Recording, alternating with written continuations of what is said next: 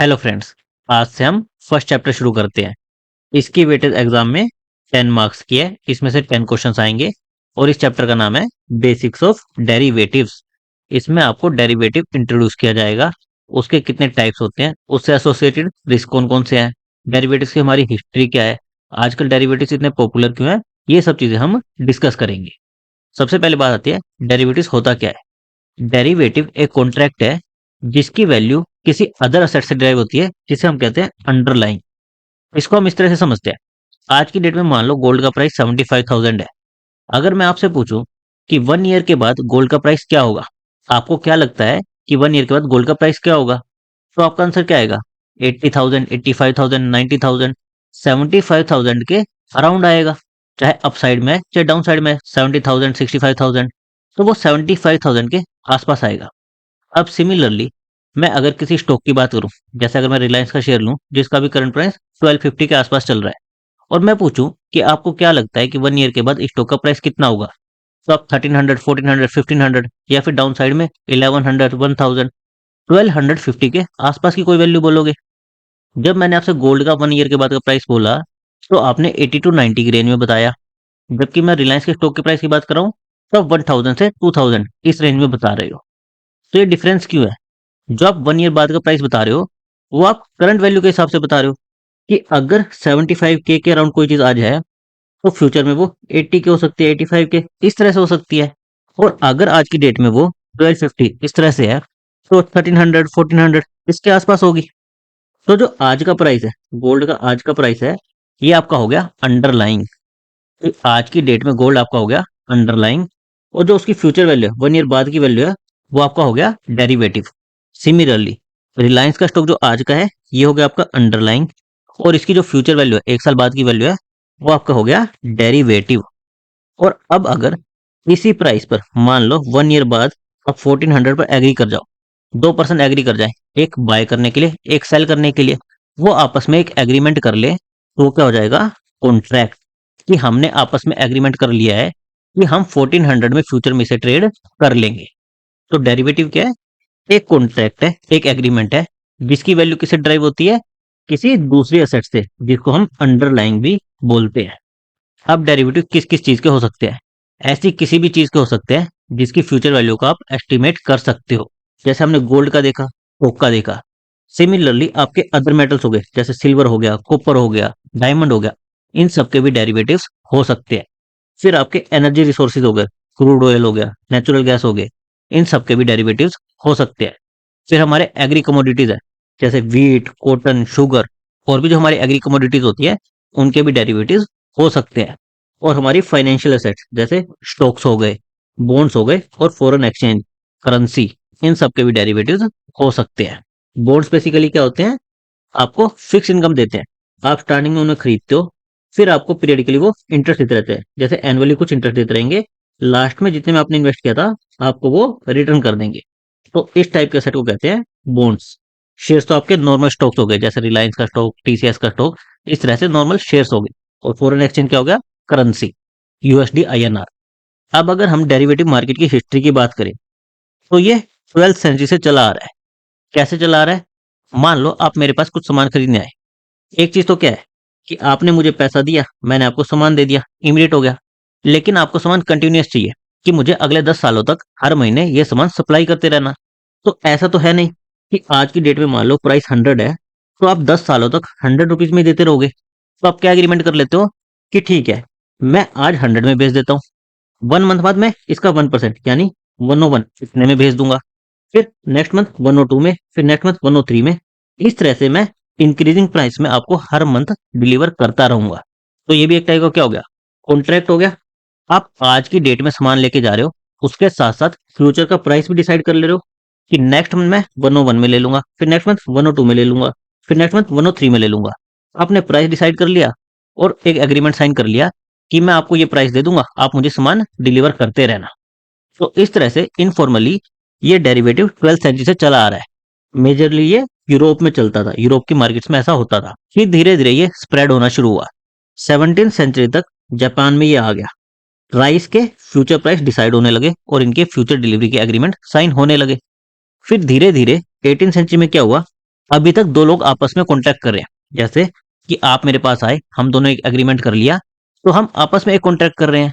फिर इनके around organised market बनने लगी, एक्सचेंज ट्रेडेड डेरिवेटिव्स, यानी कि एक एक्सचेंज बना दिया, एक सेंट्रल एक्सचेंज बना दिया। जैसे आज की डेट में बात करें तो सेंसेक्स और निफ्टी है जहां पर स्टॉक की ट्रेडिंग होती है, वैसे ही सेंट्रल एक्सचेंज आने लगे कि आप हमारे थ्रू डीलिंग कर लो। इसका बेनिफिट क्या होता है कि बायर और सेलर को आपस में एक दूसरे को जानने की जरूरत नहीं होती, वो एक्सचेंज को जानते हैं, उससे डीलिंग कर लेते हैं। काइंड ऑफ ये मान लो कि बीच में एक मिडल मैन आ गया जो कि एक ऑर्गेनाइज्ड एक्सचेंज था। और फिर 19th सेंचुरी में बाकी कमोडिटीज में भी फ्यूचर्स के कॉन्ट्रैक्ट होने लगे। तो इस तरह से डेरिवेटिव मार्केट 12th सेंचुरी में शुरू हुई और धीरे धीरे आगे बढ़ती गई। अगर हम इंडियन डेरिवेटिव मार्केट की बात करें तो ये काफी रिसेंट है, बहुत ज्यादा पुरानी नहीं है। 1996 में इसकी शुरुआत हुई थी। शुरुआत कैसे हुई थी? सेबी ने एक कमेटी बनाई, डॉक्टर एलसी गुप्ता के अंडर एक कमेटी बनाई, जिसका काम क्या था कि डेरिवेटिव मार्केट के रिगार्डिंग रूल्स एंड रेगुलेशन को डिफाइन करो। बेसिकली एक रेगुलेटरी फ्रेमवर्क लेके आओ डेरिवेटिव्स के रिगार्डिंग। तो उन्होंने फिर अपनी रिपोर्ट वगैरह सबमिट करी। तो 1998 में एक और कमेटी बनाई गई प्रोफेसर वर्मा के अंडर। उनका काम क्या था कि डेरिवेटिव मार्केट से एसोसिएटेड जो भी रिस्क वगैरह है उनको हम लिमिट कैसे कर सकते हैं, उसके बारे में स्टडी करो और रिपोर्ट को सबमिट करो। फिर 1999 में डेरिवेटिव्स को सिक्योरिटी के अंदर लाया गया। जो एससीआरए था, सिक्योरिटीज कॉन्ट्रैक्ट रेगुलेशन एक्ट था, उसको मॉडिफाई किया गया और डेरिवेटिव्स को सिक्योरिटी के अंदर इंक्लूड किया गया, यानी कि अब डेरिवेटिव्स में ट्रेडिंग भी हो सकती है। फिर 2000 में सेबी ने जो हमारे बीएससी और एनएससी जो ऑर्गेनाइज्ड एक्सचेंज थे वहां पर डेरिवेटिव को इंट्रोड्यूस किया कि अब एक्सचेंज के थ्रू डेरिवेटिव्स की ट्रेडिंग हो सकती है। दो लोग आपस में तो कर ही सकते हैं, पर अगर वो चाहे तो एक्सचेंज के थ्रू, उसके थ्रू भी कर सकते हैं। फिर नेक्स्ट आता है factors influencing derivative market growth, कि डेरिवेटिव मार्केट आज की डेट में बहुत तेजी से ग्रो हो रहा है। ऐसा क्यों हो रहा है, उसके बिहाइंड क्या क्या फैक्टर्स है? सबसे पहला फैक्टर है हाई वोलेटिलिटी। चीजों के दाम बहुत तेजी से ऊपर नीचे हो रहे हैं। आपको नहीं पता कि एक साल बाद प्राइस क्या होगा। जैसे मान लो हमने गोल्ड का एग्जांपल लिया था, हम मान के चल रहे थे 80K टू 85K की रेंज में होगा, पर हो सकता है कि वो 1 लाख पहुंच जाए, हो सकता है वो 60K ही रह जाए। अब कोई प्राइस आप फिक्स नहीं कह सकते कि कितना प्राइस होगा, और ये भी नहीं कह सकते कि 10 से 15% ही बढ़ेगा। जनरली कैसे होता है, 2-3 साल तक ज्यादा नहीं बढ़ता, फिर एकदम से 40-50% की तेजी आ जाती है या फिर थोड़ा सा गिर जाता है। तो वोलेटिलिटी है, तो सर्टेनिटी कम हो गई है कि 10% 15% एक फिक्स रेट से नहीं बढ़ रहे, कुछ टाइम तक स्टेबल रहते हैं, फिर एकदम से वो काफी बढ़ जाते हैं या फिर काफी गिर जाते हैं। तो वोलेटिलिटी क्या है? प्राइस में मूवमेंट और अनसर्टेनिटी। फिर नेक्स्ट आता है ग्लोबल इंटीग्रेशन। आजकल आप देखोगे सारे देशों की मार्केट आपस में एक काइंड से लिंक्ड ही है। आप चाहो तो विदेश में इन्वेस्ट कर सकते हो और विदेशी लोगों के लिए भी इंडिया में पैसा इन्वेस्ट करना काफी इजी है। और इसके साथ कंट्रीज के बीच में आपस में इंपोर्ट एक्सपोर्ट भी होता रहता है। तो ऑलमोस्ट हमारा जो वर्ल्ड है वो एक तरह से लिंक हो गया है कि अब अगर किसी देश में कोई वॉर चल रही है तो वो भी हमें इफेक्ट करेगी, किसी देश में कुछ अच्छा हो रहा है तो वो भी हमें इफेक्ट करेगा। तो सारे देश आपस में लिंक हो गए हैं। फिर नेक्स्ट आता है टेक्नोलॉजी एडवांसमेंट। आज की डेट में आप अपने फोन से कुछ क्लिक करके ही ट्रेडिंग को कर सकते हो। तो कितना ये इजी हो गया है करना। ये किस वजह से पॉसिबल हुआ? कि टेक्नोलॉजी इतनी एडवांस हो गई है कि उसने ट्रेडिंग को काफी कन्वीनियंट बना दिया है। लोग ट्रैवल कर रहे हो तो भी वो ऑर्डर प्लेस कर सकते हैं, लोग अपने बिस्तर में बैठे हैं तो भी ऑर्डर प्लेस कर सकते हैं। आजकल ट्रेडिंग करना बहुत ही कन्वीनियंट हो गया है। इसी वजह से ऑलमोस्ट आज की डेट में हर एक इंडियन ट्रेडिंग की तरफ अट्रैक्ट हो रहा है। नेक्स्ट आता है रिड्यूस ट्रांजैक्शन कॉस्ट। अब क्योंकि हमारी टेक्नोलॉजी इतनी एडवांस हो गई है, हमारे पास इतने प्लेटफॉर्म्स आ गए हैं, उनके बीच में कंपटीशन भी हो गया है, तो जो भी आप ट्रेडिंग करते हो उसके रिलेटेड जो भी कॉस्ट वगैरह होती हैं वो काफी कम हो गई है। आपसे ज्यादा पैसा नहीं लिया जाता, जिसकी वजह से आप ट्रेडिंग को फ्रीक्वेंटली कर सकते हो। फिर रिस्क मैनेजमेंट। सेबी ने रेगुलेटरी फ्रेमवर्क बना रखा है, जिसकी वजह से आपका रिस्क भी लिमिटेड हो जाता है, यानी कि आपके साथ धोखा होने के चांसेस काफी कम है। तो ये सारे फैक्टर्स हैं जिनकी वजह से डेरिवेटिव्स मार्केट आज काफी तेजी से ग्रो कर रही है। फिर नेक्स्ट आता है कि डेरिवेटिव के किस किस टाइप के प्रोडक्ट होते हैं। तो अगर जनरली बात करें तो 4 टाइप के डेरिवेटिव प्रोडक्ट होते हैं: फॉरवर्ड, फ्यूचर, ऑप्शन और स्वैप्स। हम इनको वन बाय वन डिटेल में डिस्कस करेंगे। फॉरवर्ड बेसिकली क्या होते हैं? दो पार्टी डायरेक्टली आपस में एग्रीमेंट करती है, बीच में कोई भी सेंट्रल एक्सचेंज इन्वॉल्व नहीं होगा। दो पार्टी जैसे मैं और आप ही हो गए, हम दोनों मिलके आपस में डायरेक्टली एक एग्रीमेंट कर लेंगे। एग्रीमेंट क्या करेंगे कि हम किसी एसेट को बाय या सेल कर देंगे एक specified date in the future. 1 महीने बाद की भी हो सकती है, 2 महीने बाद की भी हो सकती है, 6 महीने बाद भी, 1 साल बाद भी, या फिर कोई भी पर्टिकुलर टाइम के बाद फ्यूचर की कोई भी डेट हो सकती है। At the terms decided today, आज की डेट में हम उस कॉन्ट्रैक्ट की सारी टर्म्स को डिसाइड कर लेंगे कि किस प्राइस पर होगा, किस डेट पर हम उसे एक्सचेंज करेंगे, क्या बाय और सेल करेंगे। असेट क्या हो सकते हैं, कुछ भी हो सकता है, जैसे गोल्ड हो गया, कमोडिटी हो गई, कोई मेटल हो गया, कोई स्टॉक हो गया, कोई भी एक असेट होगी जिसको हम एक फ्यूचर की डेट पर आपस में एक्सचेंज कर लेंगे, जिसका प्राइस हम आज ही तय कर लेंगे। इसको हम एग्जाम्पल की हेल्प से समझते हैं। मान लो आपको गोल्ड परचेज करना है, तो आपके पास क्या ऑप्शन है। आप जाओगे गोल्ड स्मिथ के पास। मान लो गोल्ड का आज का प्राइस 75,000 पर 10 ग्राम चल रहा है, तो आप उसे प्राइस पे करोगे और गोल्ड को खरीद लोगे। आप उसे 75,000 दोगे और गोल्ड स्मिथ आपको 10 ग्राम का गोल्ड दे देगा। तो ये 75,000 को क्या कहेंगे हम, स्पॉट प्राइस। जो आज की डेट का प्राइस है, अभी का प्राइस है, उसे बोलते हैं स्पॉट प्राइस। तो इस केस में हमारा 75,000 क्या हो गया, गोल्ड का स्पॉट प्राइस हो गया, और इसे कहते हैं इमीडिएट परचेज, कि आपने प्राइस पे किया और बदले में असेट आपकी हो गई। लेकिन मान लो आपको गोल्ड आज नहीं खरीदना, आपको 6 मंथ्स के बाद गोल्ड को परचेज करना है। रीजन कुछ भी हो सकता है कि आज मान लो आपके पास पैसे नहीं है, या फिर आपका कोई ऐसा इवेंट आना है, शुभ मुहूर्त आना है कि आप उसी पर ही उसे परचेज करोगे। लेकिन आपको ये डर है कि गोल्ड का प्राइस बहुत ज्यादा बढ़ ना जाए, 75,000 है, बाद में 90,000 ना हो जाए, तो मुझे लॉस हो जाएगा। तो आप गोल्ड स्मिथ के पास जाओगे, बोलोगे कि मैं आपसे 6 मंथ्स के बाद 76,000 में गोल्ड बाय कर सकता हूँ। अगर गोल्ड स्मिथ एग्री हो जाए तो आप 76,000 में 6 मंथ्स के बाद गोल्ड को खरीद लोगे। तो ये 76,000 क्या हो गया, ये फॉरवर्ड प्राइस हो गया, कि आप फ्यूचर में 6 मंथ्स के बाद उसे ये 76,000 पे करोगे और उसके बदले में 10 ग्राम्स का गोल्ड परचेज कर लोगे। तो ये क्या हो गई, डिलेड परचेज, कि आप आज की डेट में बाय नहीं कर रहे, आप 6 मंथ्स के बाद बाय करोगे, लेकिन किस प्राइस पर बाय करोगे, कितना गोल्ड बाय करोगे, ये सब आप आज ही डिसाइड कर रहे हो। तो डेट क्या है, फ्यूचर की है, लेकिन उसकी टर्म्स, प्राइस, कितना गोल्ड, ये सब आज ही डिसाइड हो रही है। तो अगर हम फॉरवर्ड के फीचर की बात करें, तो ये दो पार्टीज के बीच में डायरेक्ट एग्रीमेंट है। जो भी कॉन्ट्रैक्ट की सारी टर्म्स होंगी कि किस प्राइस पर हम बाय या फिर सेल करेंगे, कितनी क्वांटिटी रहेगी, क्या क्वालिटी रहेगी। क्वालिटी किसके लिए रेलिवेंट है, एग्रीकल्चर के प्रोडक्ट्स के लिए। उसमें अलग अलग क्वालिटी की फसल हो सकती है, तो क्वालिटी उस चीज के लिए रेलिवेंट है। और डेट, कि किस डेट को ये एक्सचेंज करेंगे, ये सारी आप आज ही, जिस दिन कॉन्ट्रैक्ट में एंटर हो रहे हो, आज ही उसे डिसाइड कर लोगे। तो कॉन्ट्रैक्ट की सारी टर्म्स आज डिसाइड होंगी, लेकिन रियलाइज कब होंगी, फ्यूचर में होंगी। कॉन्ट्रैक्ट को अगर दोनों पार्टी चाहें तो मिलकर चेंज कर सकती है।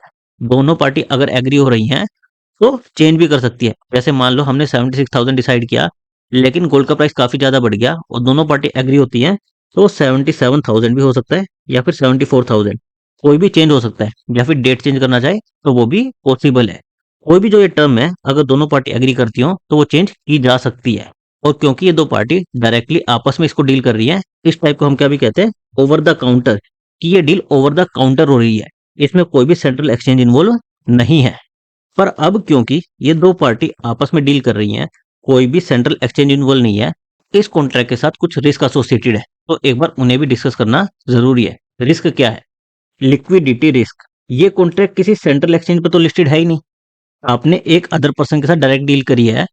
तो जब दोनों एग्री हो गए, जो आपने डेट डिसाइड करी, उसी को ही आप इसे बेच सकते हो, उसी को इस एग्रीमेंट को कंप्लीट कर सकते हो। अगर मान लो आपने कोई कॉन्ट्रैक्ट किया कि 6 मंथ बाद हम बाय या सेल कर लेंगे, पर 3 मंथ्स के बाद आपका मन किया कि अब मैं इसे आगे नहीं ले जाना चाहता, मैं इसको आज ही क्लोज करना चाहता हूँ, तो आप नहीं कर सकते। अगर सामने वाली पार्टी एग्री नहीं होती तो आप नहीं कर सकते।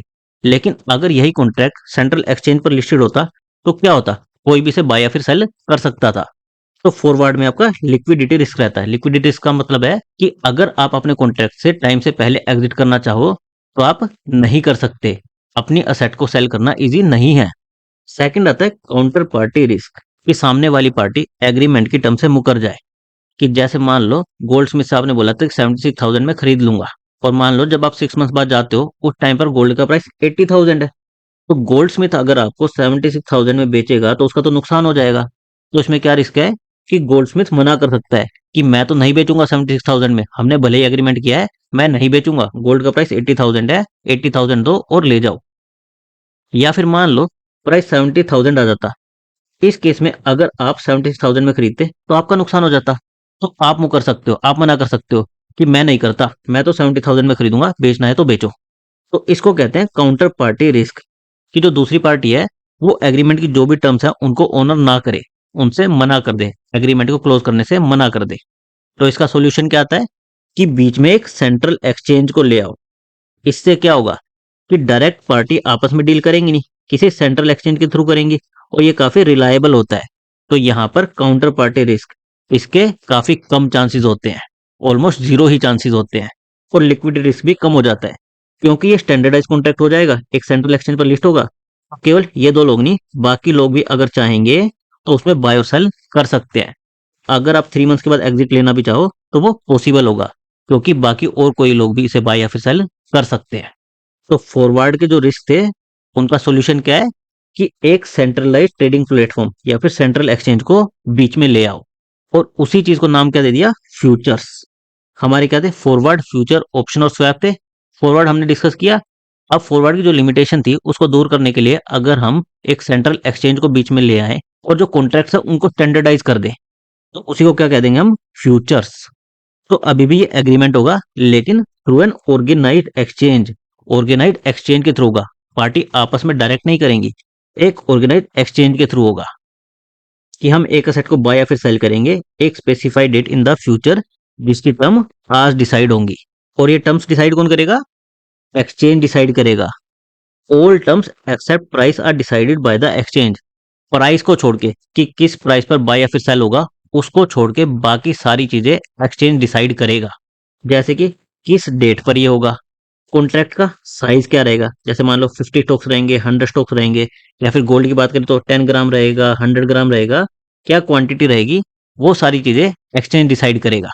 लेकिन प्राइस कैसे डिसाइड होगा, प्राइस किससे डिसाइड होगा कि बायर और सेलर किस प्राइस पर एग्री करते हैं।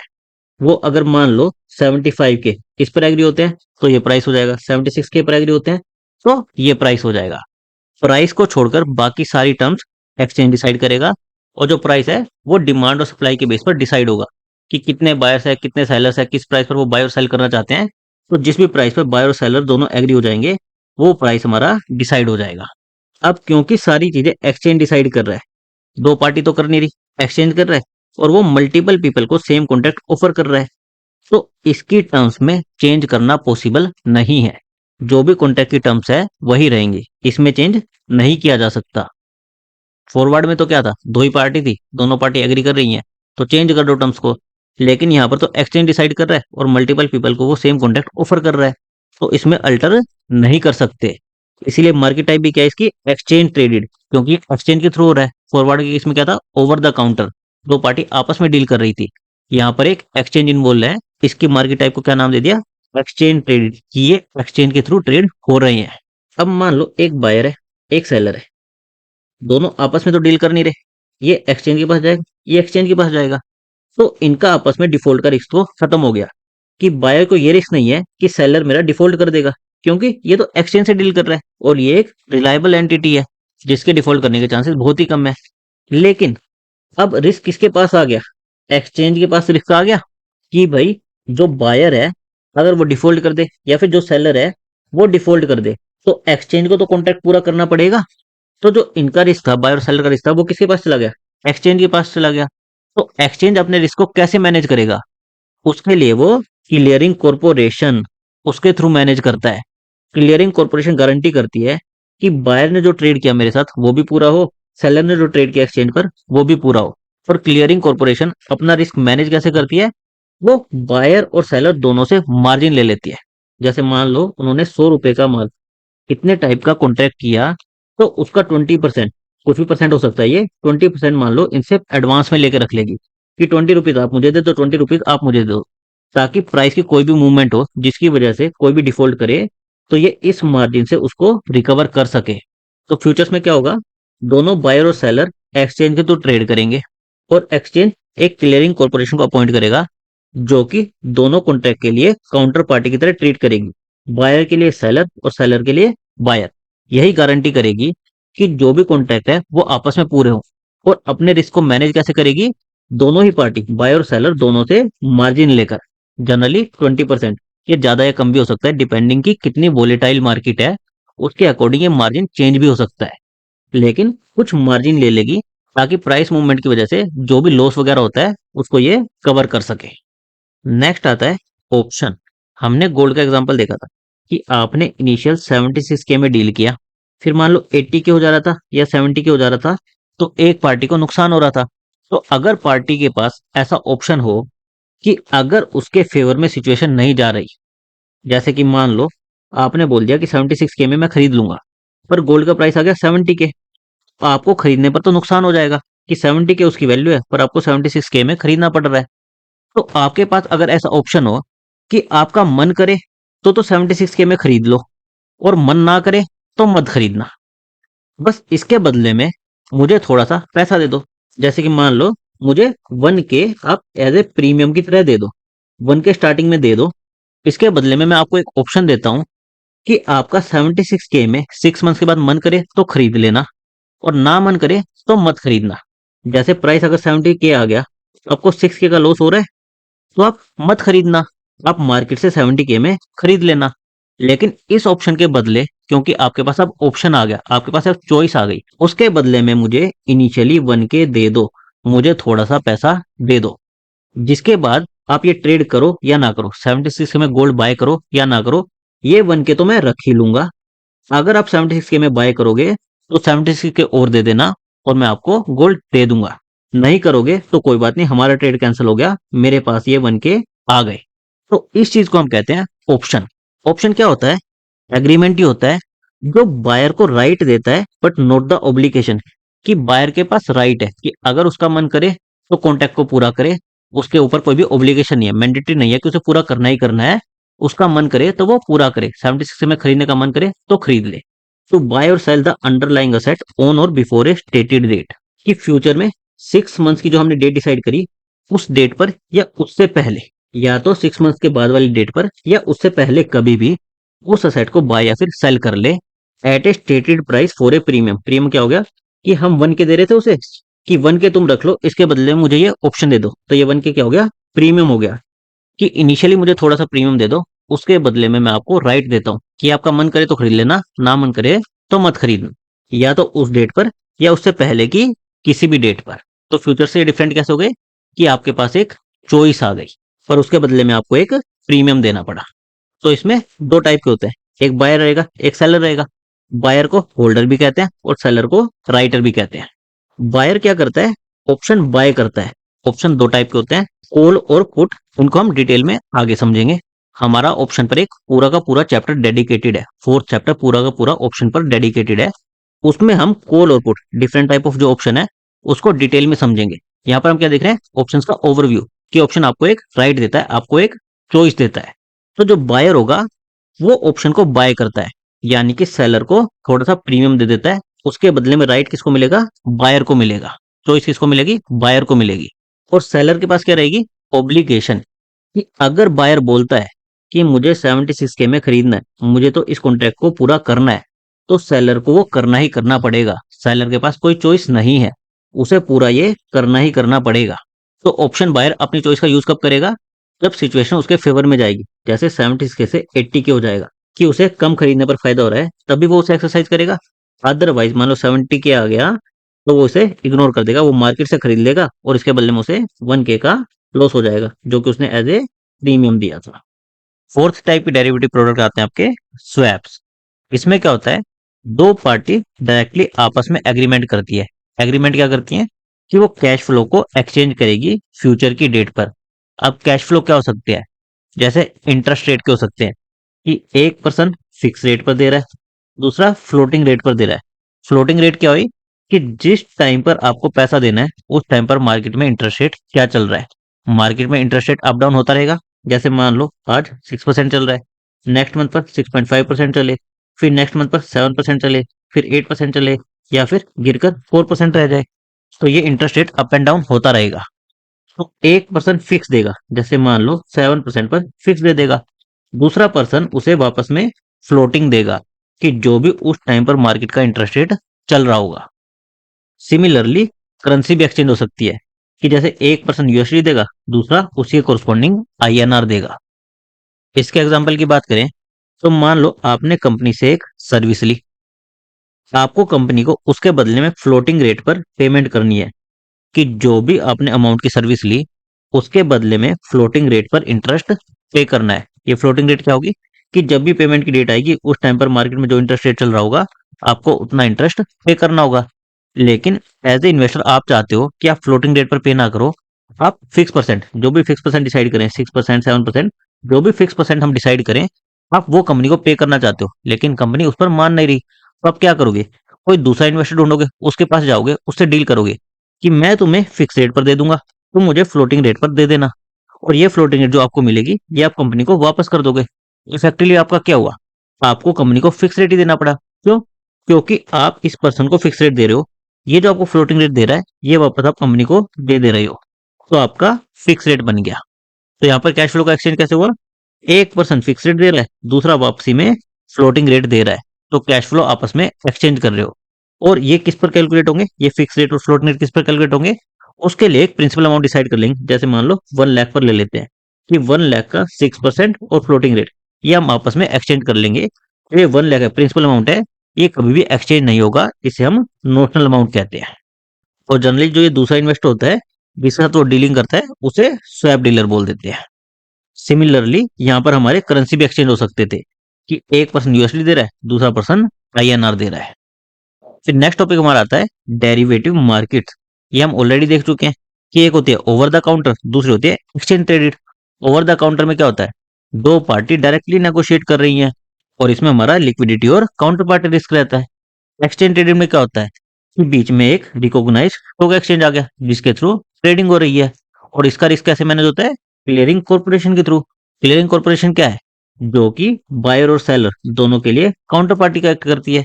बायर के लिए सेलर का, सेलर के लिए बायर का, दोनों के लिए काउंटर पार्टी की तरह एक्ट करती है। और ये अपने रिस्क को कैसे मैनेज करती है, मार्जिन कलेक्ट करके। ये दो टाइप की मार्जिन लेती है, एक लेती है अपफ्रंट या फिर इनिशियल मार्जिन, जो हमने देखा था 20%। जैसे मान लो हमारा कॉन्ट्रैक्ट 100 रुपीज का है, तो 20%, 20 रुपीज आपसे अभी ले लेगी, जिसको बोल देंगे अपफ्रंट या फिर इनिशियल मार्जिन।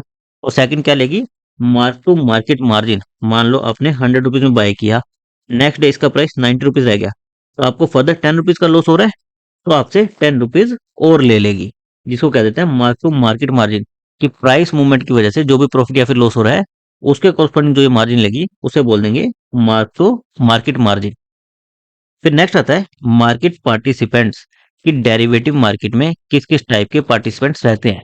तो मेजरली 3 टाइप के पार्टिसिपेंट रहते हैं, हेजर्स, स्पेक्यूलेटर्स और आर्बिट्राजर्स। हेजर्स का मेन काम क्या होता है, अपने रिस्क को कम करना। इनके पास कोई असेट है जिसकी प्राइस मूवमेंट से इन्हें लगता है कि इनको लॉस हो सकता है, और ये अपने रिस्क को मैनेज करना चाहते हैं, तो ये डेरिवेटिव मार्केट का यूज कर सकते हैं। एक्चुअल में कैसे करेंगे, किस स्ट्रेटेजी का यूज करेंगे, उसको हम आने वाले चैप्टर्स में देखेंगे। पर हेजर्स क्या होते हैं, जिनको अपने रिस्क को कम करना होता है। सेकंड आते हैं स्पेक्यूलेटर्स। इनका मेन एम होता है कि प्राइस में जो मूवमेंट हो रही है, अप डाउन जा रहे हैं, उसके बेसिस पर प्रॉफिट कमाना। ये मार्केट पर एक व्यू लेते हैं कि मार्केट अप साइड में जाएगी या फिर डाउन साइड में जाएगी, अकॉर्डिंगली वो एक ट्रेड ले लेंगे। जैसे इन्हें लगता है कि मार्केट यहाँ से राइज होगी तो ये बाय कर लेंगे, इन्हें लगता है कि मार्केट डाउन जाएगी तो ये सेल कर देंगे। मार्केट पर एक व्यू लेंगे और उसके अकॉर्डिंग अपना ट्रेड करेंगे। नाउ यहाँ पर एक क्वेश्चन आएगा कि ये काम तो वो नॉर्मल मार्केट में भी कर सकते थे। नॉर्मल मार्केट क्या, कि हम पूरा का पूरा पैसे दे दे, 75 के दे दे और बदले में 10 ग्राम ले ले। इसको हम कैश मार्केट भी कहते हैं, कि हमने पूरी की पूरी पेमेंट कर दी और बदले में अपनी असेट ले ली। हम डेरिवेटिव मार्केट का यूज क्यों करें, क्योंकि डेरिवेटिव मार्केट में आपको लीवरेज मिलता है। लीवरेज क्या होता है, कि मान लो आपने 100 रुपीज का कोई कॉन्ट्रैक्ट किया, उसके बदले में आपको केवल कुछ परसेंट मार्जिन, जैसे 20%, केवल 20 रुपीज ही अभी पे करने हैं। तो आप कम पैसे देकर ज्यादा पैसे का सौदा कर सकते हो, कम प्राइस में ज्यादा अमाउंट का ट्रेड कर सकते हो। आपको डेरिवेटिव मार्केट में लीवरेज मिलती है।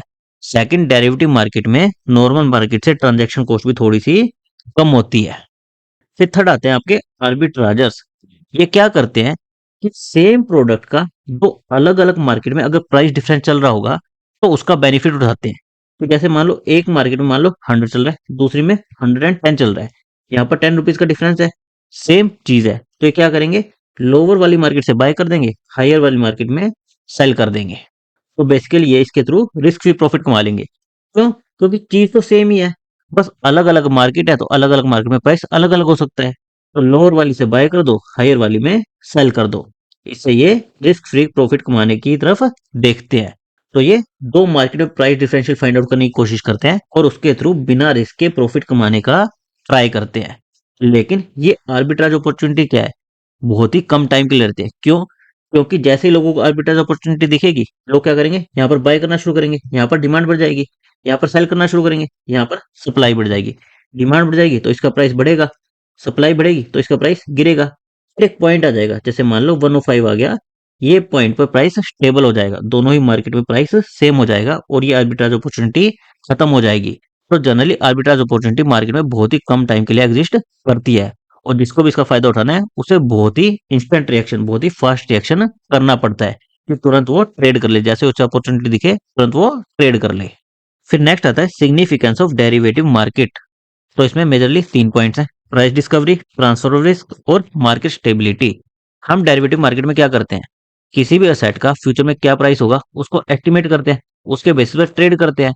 तो फ्यूचर में जो प्राइस होगा उसी के आसपास इसका आज की डेट में भी प्राइस होना चाहिए। तो किसी भी असेट का आज की डेट में क्या प्राइस होगा उसको डिस्कवर करने में ये हेल्प करता है और फ्यूचर में उसका क्या प्राइस होना चाहिए उसको भी एस्टिमेट करने में ये हेल्प करता है। सेकंड आता है ट्रांसफर ऑफ रिस्क। हमने देखा था कि डेरिवेटिव मार्केट में एक हेजर होते हैं, एक स्पेक्युलेटर होते हैं। हेजर क्या चाहते हैं कि अपने रिस्क को अवॉइड करना, वो ज्यादा रिस्क नहीं सह सकते, उन्हें अपने रिस्क को अवॉइड करना है। तो स्पेक्युलेटर का काम क्या है कि रिस्की ट्रेड लेकर प्रॉफिट कमाना। इनका रिस्क एपेटाइट हाई होता है, ये हाई रिस्क ले सकते हैं। तो इसमें बेसिकली रिस्क का ट्रांसफर होता है हेजर से स्पेक्युलेटर में, कि जिसको अपना रिस्क घटाना है वो ट्रेड कर लो, जिसको ज्यादा रिस्क लेना है वो भी ट्रेड कर लो। हेजर से स्पेक्युलेटर की तरफ रिस्क का ट्रांसफर होता है। थर्ड आता है मार्केट स्टेबिलिटी। अब डेरिवेटिव मार्केट एक रेगुलेटरी फ्रेमवर्क के अंदर आता है जिसको सेबी रेगुलेट करता है। तो जितने भी ये स्पेक्युलेटिव ट्रेड से अब जो भी डेरिवेटिव मार्केट में होंगे ये सारे एक ऑर्गेनाइज्ड मार्केट में होंगे। तो सेबी हर एक ट्रांजेक्शन को मॉनिटर कर सकता है और इससे फ्रॉड होने के चांसेस कम हो जाते हैं और अनएथिकल इनसाइडर ट्रेडिंग ये सब चीजें भी काफी कम हो जाती हैं। तो बेसिकली जो स्पेकुलेटिव ट्रेड्स है उनको हम अनऑर्गेनाइज से ऑर्गेनाइज मार्केट, रेगुलेटेड मार्केट में ले आए, इससे हमारी मार्केट में स्टेबिलिटी इंप्रूव होगी। फिर लास्ट टॉपिक आता है कि डेरिवेटिव मार्केट में जो भी रिस्क हैं एक बार हम उनको देख लेते हैं। सबसे पहला रिस्क है काउंटर पार्टी या फिर डिफॉल्ट रिस्क। ये हमने देखा ही था। काउंटर पार्टी रिस्क क्या होता है कि दूसरी पार्टी जो भी उसकी ओब्लिगेशन है उसको ऑनर करने से मना कर दे, बोल दे कि मैं तो कॉन्ट्रैक्ट को पूरा नहीं करूंगी। तो ये हमारा हो गया काउंटर पार्टी रिस्क। सेकंड आता है price risk. Price up down जा रहे हैं तो इस प्राइस मूवमेंट की वजह से आपको लॉस हो सकता है। इससे रिलेटेड जो भी रिस्क है उसको बोलते हैं प्राइस रिस्क।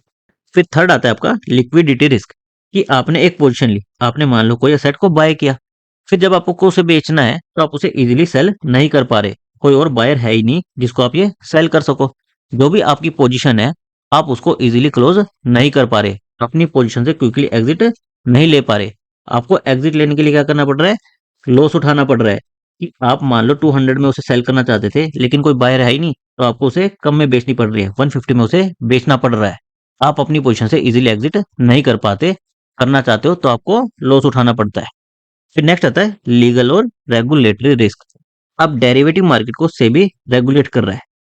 अगर वो कोई ऐसी रेगुलेशन ले आता है जिसकी वजह से जहां पर आपने इन्वेस्ट किया है उस पर नेगेटिव इम्पैक्ट हो जाए तो उससे आपको लॉस हो जाएगा। उससे रिलेटेड जो भी रिस्क है वो आपके आ गए लीगल और रेगुलेटरी रिस्क के अंदर। फिर लास्ट टाइप का रिस्क आता है आपका ऑपरेशनल रिस्क, कि ट्रेडिंग से रिलेटेड जो भी ऑपरेशन है, हम एक टेक्नोलॉजी का यूज कर रहे हैं, टेक्नोलॉजी कभी कभी फेल भी हो सकती है, तो उस फेलियर से एसोसिएटेड जो भी रिस्क है वो सारे हमारे ऑपरेशनल रिस्क हो गए। इनके अंदर क्या क्या आ जाता है कि किसी ने फ्रॉड कर दिया, या फिर आपका जो ट्रेड था उसकी प्रॉपर डॉक्यूमेंटेशन नहीं की, इम्प्रॉपर एग्जीक्यूशन, कि आपने तो मान लो 100 रुपीज में ऑर्डर प्लेस किया था पर वो ग्लिच की वजह से 101 में एग्जीक्यूट हो गया।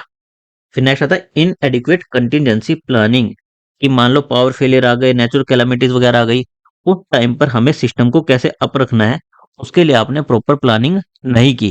कोई भी ऐसी अनफोर्सिन सर्कमस्टांसिस जो कि आ सकती है, आपने उसके लिए प्रॉपर प्लानिंग नहीं की।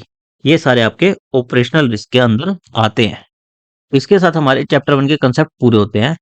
अब टाइम आ गया है कि हम एक बार इसके एमसीक्यू क्वेश्चंस देख लें। एग्जाम में किस टाइप के क्वेश्चन आपसे पूछे जा सकते हैं। पहला क्वेश्चन है financial derivatives provide the facility for dash trading, hedging, arbitraging, all of the above.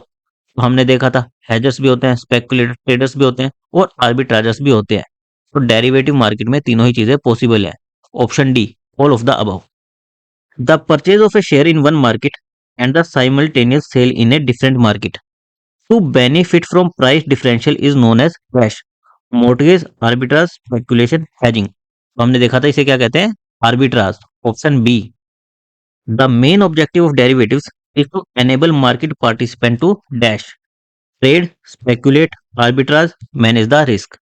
अगर हम बात करें डेरिवेटिव मार्केट की, उसमें हम सब कुछ कर सकते हैं, ट्रेड भी कर सकते हैं, स्पेकुलेट भी कर सकते हैं, आर्बिट्राज भी कर सकते हैं और अपने रिस्क को मैनेज भी कर सकते हैं।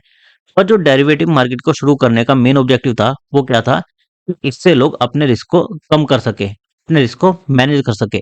इसलिए option D, manage the risk. Operational risk include losses due to dash too much of management control, income tax regulations, inadequate disaster planning, government policies. इसका करेक्ट आंसर है option C, inadequate disaster planning. ये operational risk में आता है। Dash is an example of a derivative on energy resources. Silver futures, copper futures, natural gas futures, rubber futures. Silver और copper तो क्या हो गए हमारे, मेटल हो गए। रबर हमारा क्या होगा, कमोडिटी हो गया। नेचुरल गैस हमारी क्या हो गई, energy resources. Option C, natural gas futures. Speculators are those who take risk whereas hedgers are those who wish to reduce risk। True और false? तो hedger इसको कम करना चाहते हैं और स्पेकुलेटर लेना चाहते हैं, इसलिए स्टेटमेंट ट्रू है। Option A. A derivative market help in transferring the risk from dash speculator to hedgers, arbitragers to hedgers, speculators to arbitragers, hedgers to speculators। तो रिस्क hedgers कम करना चाहते हैं, स्पेकुलेटर लेना चाहते हैं, तो hedger to speculators। Option D. All types of investor should allot some portion of their portfolio to derivative products in order to increase the portfolio returns irrespective of their risk tolerance levels। ये statement कह रही है कि हर एक investor को अपना कुछ portion derivative market में इन्वेस्ट करना ही करना चाहिए ताकि उनकी रिटर्न ज्यादा आए, भले ही उनका रिस्क टॉलरेंस लेवल कुछ भी हो। ये स्टेटमेंट ट्रू है या फिर फॉल्स है? तो ये स्टेटमेंट फॉल्स है। अगर आपकी रिस्क लेने की कैपेबिलिटी हो तभी आपको डेरिवेटिव प्रोडक्ट में इन्वेस्ट करना चाहिए, अदरवाइज इसे अवॉइड करना चाहिए। Counter party risk is also known as dash credit risk, default risk, both A and B, speculative risk. तो काउंटर पार्टी रिस्क को क्रेडिट रिस्क भी कहते हैं और डिफॉल्ट रिस्क भी कहते हैं, इसलिए option C, both A and B. What is the role of speculators in the market? They stabilise the market, they reduce their risk by speculating, they maintain the dollar rupee price parity, they add to the liquidity in the futures market। तो speculator क्या करते हैं, एक view बनाते हैं और उसके basis पर ट्रेड लेते रहते हैं, बाय और सेल करते रहते हैं। तो इस वजह से जिन भी लोगों को अपने ट्रेड को एग्जिट करना होता है वो इजीली कर पाते हैं, तो ये मार्केट में लिक्विडिटी प्रोवाइड करते हैं। Option D, they add to the liquidity in the futures market. Last में आप लोगों के लिए एक बोनस क्वेश्चन है जिसका आंसर आपको कमेंट करके बताना है। Dash is not a derivatives market product, preference shares, futures, swaps, options. इसका आंसर आप कमेंट करके बताइए। इसके अलावा इस चैप्टर से रिलेटेड आपके कुछ भी डाउट हो आप मुझे कमेंट करके पूछ सकते हो। Thank you guys.